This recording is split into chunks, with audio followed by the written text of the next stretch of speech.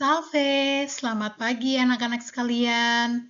Selamat berjumpa kembali pada mata pelajaran Agama Katolik bersama saya, Ibu Sarah Mapa.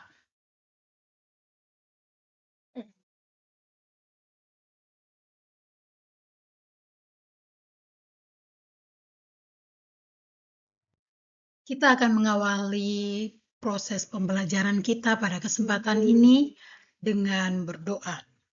Dalam nama Bapa dan Putra dan Roh Kudus. Amin. Allah yang Maha Baik, kami bersyukur atas penyelenggaraan-Mu. Engkau menciptakan semua baik adanya, termasuk diri kami yang Kau ciptakan begitu indah dan sempurna. Ya Allah, pada saat ini kami ingin belajar mengenal keunikan diri kami dengan lebih baik. Kami mohon utuslah Roh Kudus-Mu hadir di tengah-tengah kami, sehingga kami dapat membuka diri tentang berbagai hal berkaitan dengan kekuatan dan keterbatasan kami. Dengan demikian, kami pun akan dapat mengembangkan diri dengan sebaik-baiknya, demi kemuliaan nama-Mu. Demi Kristus Tuhan dan pengantara kami. Amin. Sekarang kita akan masuk pada pembahasan materi. Pada bagian pertama, bab 1 ini, kita akan membahas manusia makhluk pribadi. Pada bab 1 ini ada 3 subtema yang akan kita bahas juga. Yang bagian pertama, aku pribadi yang unik. Bagian yang kedua, kesetaraan laki-laki dan perempuan. Serta bagian yang ketiga, keluhuran manusia sebagai citra Allah. A. Aku pribadi yang unik. Adapun tujuan pembelajarannya, yakni setelah selesai pembelajaran ini, anak-anak diharapkan mampu memahami diri sebagai makhluk pribadi yang unik dengan segala kemampuan dan keterbatasan, sehingga menerima diri dan bersyukur atas keberadaan dirinya sebagai manusia yang unik. Sekarang anak-anak dapat membaca pengalaman hidup dari Pak Tarjono Slamet yang berjuang bangkit kembali setelah mengalami kerusakan saraf yang mengakibatkan 10 jari tangannya tidak dapat berfungsi lagi. Nah, untuk mengetahui kisah hidup dan bagaimana perjuangan dari Pak Tarjo Slamet, anak-anak dapat membaca kisah tersebut. Anak-anak sekalian, setelah membaca dan merenungkan kisah di atas, sekarang diskusikan pertanyaan berikut. Nomor 1, bagaimana kesan kalian ketika membaca cerita di atas? Nomor 2, apa yang dialami oleh Pak Tarjono Slamet dalam kisah di atas? Nomor 3, apa yang mendorong Pak Tarjono Slamet sehingga bisa mengubah keterbatasan yang dia miliki menjadi sebuah kekuatan?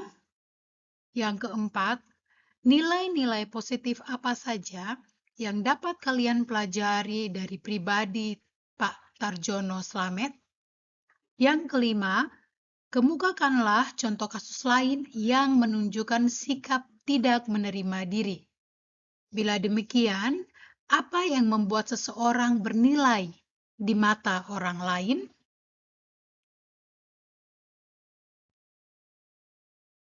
Mari kenali kekuatan dan kelemahan diri kita.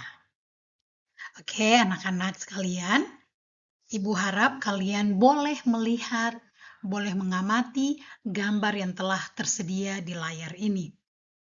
Silakan kalian amati, perhatikan dengan baik. Apakah ada keunikan dari gambar tersebut? Apakah ada keunikan dari 4 orang yang ada pada gambar tersebut? antara seorang perempuan berbaju merah, kemudian seorang laki-laki yang berdasi, ada seorang perempuan yang berbaju kuning dengan rambut yang agak berbeda dari perempuan yang pertama. Begitu juga dengan gambar laki-laki pada gambar bagian yang terakhir yang berkacamata. Silakan dilihat, diamati, apa perbedaannya, apakah ada keunikan dari perbedaan itu, lalu apa kelebihannya, atau adakah persamaan dari gambar tersebut? Oke, kita akan lanjut. Selanjutnya, amatilah keadaan dirimu dan tuliskan hasil pengamatanmu dalam lembar berikut. Ada lembaran di samping yang sudah tertera. Di sini ada beberapa poin yang harus kalian amati, lalu kemudian ditulis pada tabel tersebut. Aspek-aspek diriku, baik secara fisik ataupun jasmani. Lalu yang kedua ada bakat atau kemampuan yang kalian miliki. Lalu materi ataupun ekonomi. Yang keempat, sifat-sifat. Dan yang kelima, impian yang ingin ku raih atau impian yang ingin kalian raih. Nah, kalian dapat memisahkan sesuai dengan perintah yang ada dalam tabel ini. Contohnya, fisik ataupun jasmani. Secara fisik atau jasmani, kekuatanku apa? Silakan ditulis pada tabel kekuatan. Lalu keterbatasanku secara fisik apa? Silakan ditulis juga pada tabel keterbatasanku. Begitu juga bagian kedua, ketiga, sampai dengan kelima.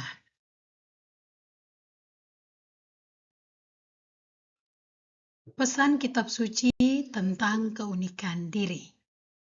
Anak-anak sekalian dapat membacanya dari kitab Kejadian bab 1 ayat 26 sampai 31. Teksnya sudah Ibu siapkan pada slide ini. Kalian boleh membaca dan memahaminya.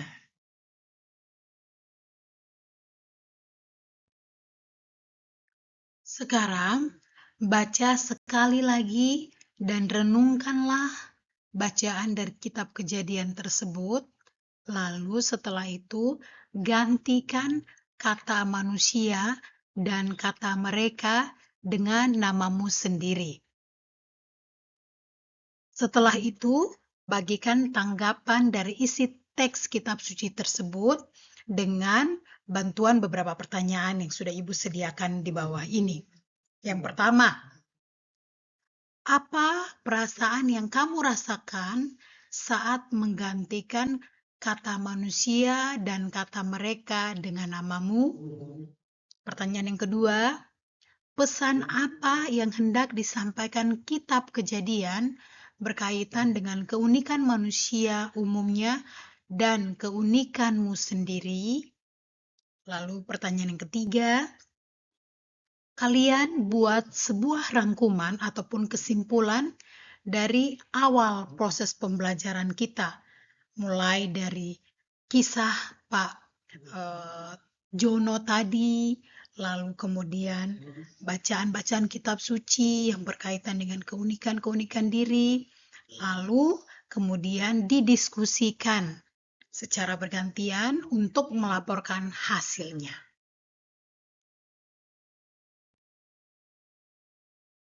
Anak-anakku, setelah kita mempelajari materi kita dari awal hingga setelah kalian mengerjakan tugas yang Ibu berikan, dapat kita simpulkan bahwa setiap manusia itu unik. Tak ada satu orang pun yang mempunyai kesamaan dengan orang lain. Bahkan manusia kembar sekalipun selalu mempunyai perbedaan. Keunikan itu bisa diamati dari hal-hal fisik, psikis, bakat, ataupun kemampuan, serta pengalaman-pengalaman yang dimilikinya. Keunikan diri itu merupakan anugerah yang menjadikan diri seseorang berbeda dan dapat dikenal dan diperlakukan secara khusus pula. Setiap orang mempunyai kekuatan dan keterbatasan. Tidak pernah ada di dunia ini manusia yang sempurna tanpa keterbatasan. Manusia yang paling kuat sekalipun pasti mempunyai keterbatasan. Sebaliknya, sekecil apapun keterbatasan kita, selalu ada kekuatan di baliknya. Meskipun pribadi kita tidak sempurna, namun pasti ada keunikan di dalamnya. Maka, jangan pernah berhenti untuk bersyukur. Anak-anakku, sebagai aksi nyata, buatlah sebuah simbol atau gambar diri atau puisi yang mengungkapkan penghayatan keunikan dirimu sendiri. Dan buatlah rencana jangka pendek dan jangka panjang yang dapat kamu lakukan sebagai upaya untuk mengembangkan potensi atau kemampuan yang kalian miliki.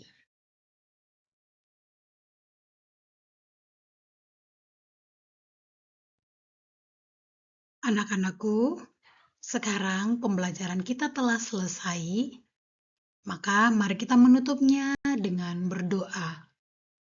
Kita akan bersama-sama mendaraskan Mazmur 138 ayat 1 sampai 8. Dari Daud.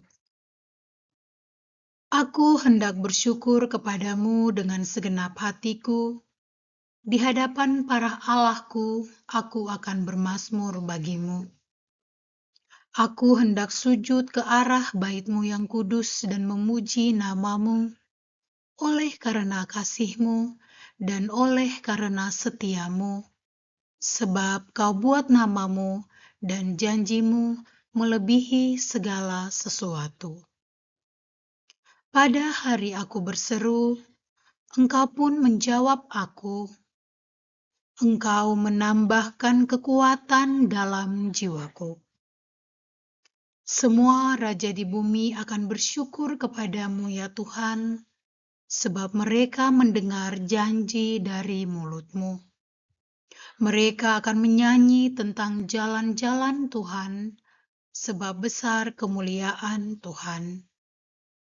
Tuhan itu tinggi, namun Ia melihat orang yang hina dan mengenal orang yang sombong dari jauh. Jika aku berada dalam kesesakan, Engkau mempertahankan hidupku.